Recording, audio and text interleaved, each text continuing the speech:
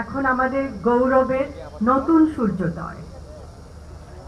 আমরা বলি, আমার আগে আমরা, আমাদের আগে দেশ, ক্ষমতার আগে জনতা, সবার আগে বাংলাদেশ, ভেদাভেদের আগে সমতা, সবার জন্য সমান সুযোগ, শ্রমের মর্যাদা।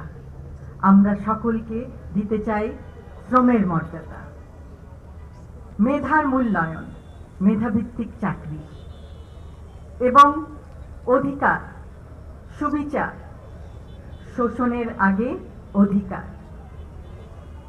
আমরা এমন একটি সমাজ, এমন একটি রাষ্ট্র উপহার দিতে চাই জনগণকে, যেখানে নেতার আগে জনতা, করব কাজ, গড়ব দেশ, সবার আগে বাংলাদেশ। এবং সেই জন্য আমাদের সকলকে একসাথে কাজ করতে হবে।